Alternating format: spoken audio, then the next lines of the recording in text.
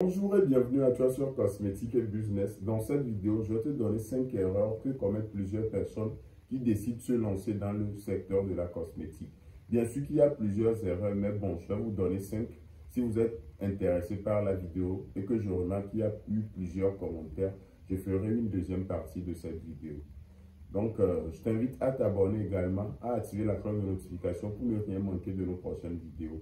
Sur cette chaîne, nous parlons de la cosmétique et du business. Nous partageons plusieurs tutoriels de fabrication de produits cosmétiques et nous avons également de très bonnes formations pour toutes les personnes qui décident de se lancer dans le secteur de la cosmétique. Alors, sans plus tarder, la première erreur que je vois plusieurs personnes commettre, c'est de se lancer en cosmétique sans suivre une bonne formation.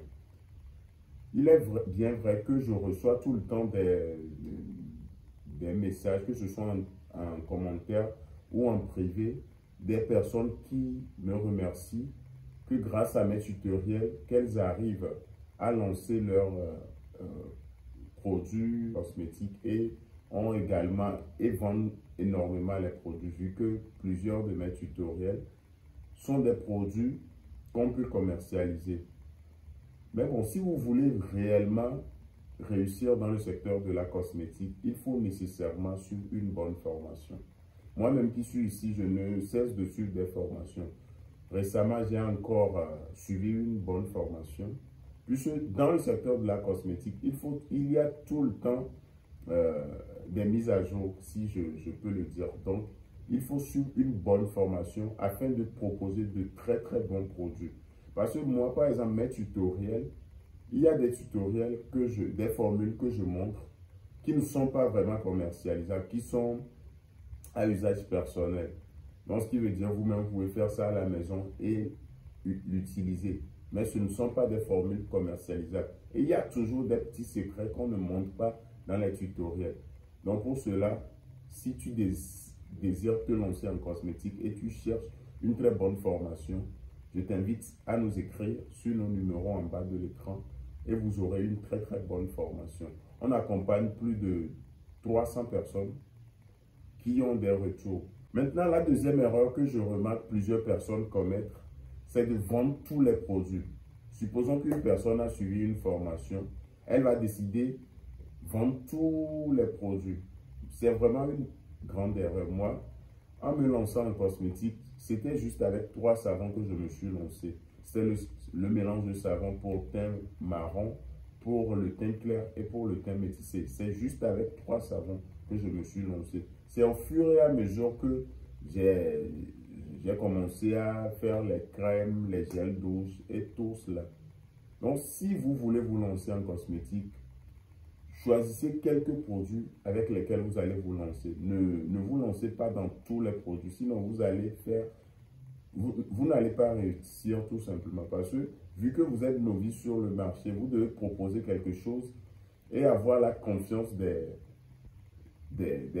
la clientèle avant de proposer d'autres produits.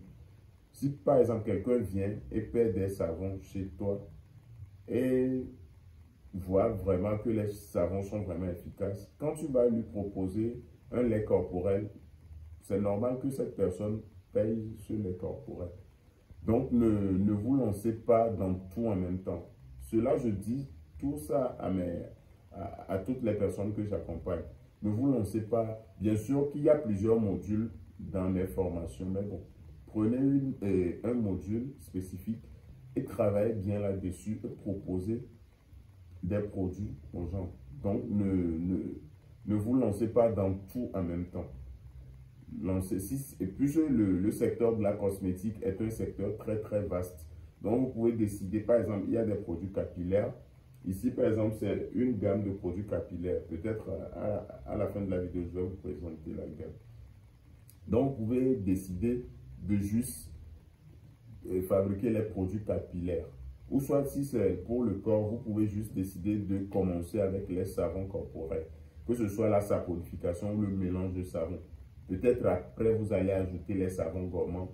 Peut-être après, les laits corporels, les crèmes de visage, les gommages et autres. Donc, c'est un peu ça. Maintenant, la troisième erreur, dépigmenter, pensant que c'est en étant clair que la clientèle sera convaincue de l'efficacité des produits. Moi qui suis ici, je me suis lancé en cosmétique. Cela dépasse, je pense, 6 à 7 ans que je suis en cosmétique. J'ai gardé ma peau, puisque moi j'ai une peau marron, donc j'ai gardé ma peau. Donc, si vous avez un teint marron ou un teint noir, prenez juste soin de votre teint. Faites des gommages régulièrement, consommez des fruits régulièrement aussi. Donc, c'est le secret. Si par exemple vous décidez d'attaquer uniquement la peau, nous avons les teints noirs, les teints marrons clairs, les teints clairs, les teints super clairs qu'on appelle peau jaune banane, les teints métissés et les teints blancs, et des produits blanchissants. Donc, ne pensez pas que c'est en étant clair que la clientèle sera convaincue. Puisque dans votre gamme, il y aura également des gammes pour des teints noirs ou teints marrons et autres. Donc, de grâce, ne vous dépigmentez pas. Parce que c'est très facile de gâter la peau. C'est très facile de gâter la peau. Mais c'est très difficile de réparer une peau. Supposons que vous avez un teint noir et vous décidez de vous dépigmenter juste pour donner l'impression à la clientèle que les produits sont de très bons produits. Et peut-être 2-3 mois après, ou on peut dire 2 ans, 3 ans après, votre peau commence à se gâter. Puisque si vous n'avez pas un teint clair, mais vous voulez vous dépigmenter, tôt ou tard, cela va vous rattraper. Cela commence par le visage, puisque la peau du visage est tellement délicate. Donc, si vous ne savez pas faire, c'est avec le visage, si vous faites les vidéos, c'est avec le visage vous allez parler à vos clients. Donc, si déjà le visage n'est pas vraiment clean, la clientèle ne va plus vouloir payer vos produits, puisque vous-même, vous n'avez pas une bonne peau. Donc, de grâce, si vous avez un teint noir, prenez soin de votre teint noir. Si vous avez un teint clair, prenez soin de votre teint clair. L'erreur, c'est de ne pas avoir un fournisseur fixe. Ce que je veux dire par fournisseur fixe ici, je ne dis pas d'avoir un seul fournisseur. Parce que c'est une erreur aussi que je vois plusieurs personnes commettre, d'avoir un seul fournisseur.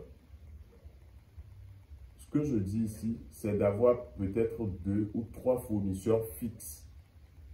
Donc, ce qui veut dire, si vous ne trouvez pas ce intrant ou cette matière première là chez le premier fournisseur, vous allez peut-être trouver ça chez le deuxième fournisseur ou soit chez le troisième fournisseur.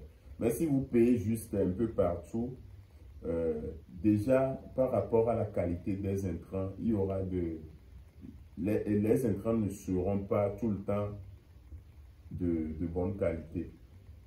Parce que, par exemple, tes fournisseurs aussi ont leurs fournisseurs. Donc, si par exemple aujourd'hui tu paies chez un tel fournisseur, demain chez un autre, tu risques de ne pas avoir la bonne qualité. Donc, moi par exemple, j'ai 3 fournisseurs fixes qui vendent de très bons produits. Même pour mes apprenants, c'est par exemple les apprenants qui sont chez nous ici au Togo, je leur dirige vers mes fournisseurs. Avec mes fournisseurs, je suis 100% sûr que c'est de la bonne qualité. Donc moi, je ne paie pas mes intrants. Mais il y a certains intrants que moi-même je commande à la base.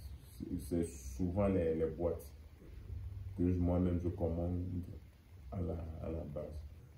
Donc, ayez au moins 2 ou 3 fournisseurs fixes. Par exemple, vous voyagez, vous êtes dans cette ville, vous payez les matières premières chez une personne. Demain, non. Ayez au moins 3 fournisseurs ou 2 fournisseurs fixes pour être sûr de l'efficacité de vos produits. Parce qu'en fait, en cosmétique, il y a plusieurs produits ou plusieurs matières premières qui se ressemblent. Par exemple, si on vous montre la poudre de glutation et la poudre d'AHA, franchement, il n'y a pas assez de différence puisque c'est la même couleur. Vous voyez, mais par exemple, l'acide kojique est un peu sombre. Par exemple, le truc là, même le benzoate de sodium qui est un conservateur, c'est une poudre blanche. Et la poudre de glutation aussi, c'est une poudre blanche. Donc, il y a plusieurs intrants cosmétiques qui se ressemblent. Donc, quelqu'un peut vous vendre le benzoate de sodium à la place de la poudre de glutathion, par exemple. Donc, si vous n'avez pas de bons fournisseurs fiables, vous risquez de faire des ratés dans vos formulations. Or, les intrants cosmétiques sont vraiment chers. Donc, il faut être sûr de la qualité de ce que vous payez. Donc, la cinquième erreur que je vois plusieurs personnes commettre, c'est de ne pas choisir de beaux emballages. Vous savez, le secret en cosmétique, ce n'est pas avoir de très bons produits, c'est d'avoir de très jolis emballages. Parce que tout d'abord, c'est l'extérieur que le client va payer. C'est l'extérieur qui va attirer la clientèle. Si par exemple, tu as un très bon produit, mais tu mets ça dans n'importe quelle boîte, tout d'abord, cela ne va pas attirer la clientèle vers toi. Mais si tu as un produit qui n'est pas tellement efficace, mais qui est dans un joli emballage, cela va attirer la clientèle. Moi, par exemple, dans mes choix d'emballage, c'est moi-même qui fais les choix. C'est moi-même. Je prends le temps de faire de très bons choix d'emballage pour mes produits cosmétiques. Que ce soit pour les laits corporels, les savons, les mélanges de savons, les gommages, les produits capillaires. C'est moi-même qui fais le choix. Et j'investis assez dans le choix des boîtes. C'est mieux de payer par exemple un carton d'emballage de lait corporel dont l'unité revient à 2000 francs que de vouloir payer un emballage dont le coût unitaire est à 300. En cosmétique, c'est la beauté au fait qui compte. Moi, tous mes produits, en tout cas, selon les retours que je reçois, mes emballages sont tout le temps appréciés et je ne cesse de modifier mes emballages.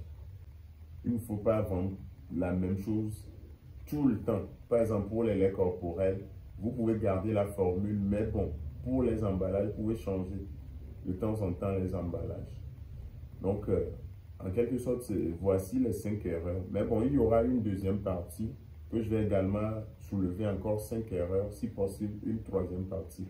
Donc, cela dépendra de vous. Si je vois que vous aimez la vidéo et que vous me laissez des questions en commentaire, cela va me motiver à mieux vous éclairer dans les erreurs que vous devez éviter. Donc, je profite pour vous présenter cette gamme de produits capillaires. Donc, ici, nous avons 4 produits. Donc, nous avons le shampoing. Nous avons le shampoing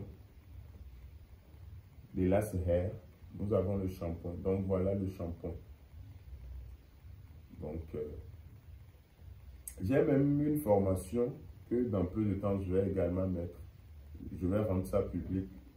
Donc, toutes les personnes qui désirent suivre une formation en fabrication de produits capillaires, je vais vous proposer une très bonne formation. Je pense que je vais vous montrer 3 différentes formules, que ce soit pour les shampoings, les adoucissants, les pommades et les huiles. Donc ici, voilà le shampoing. Ici, nous avons le mélange d'huile. C'est une huile accélératrice pour faire pousser très rapidement les cheveux.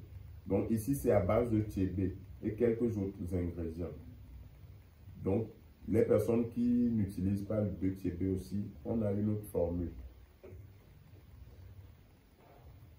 Ici, c'est la pommade.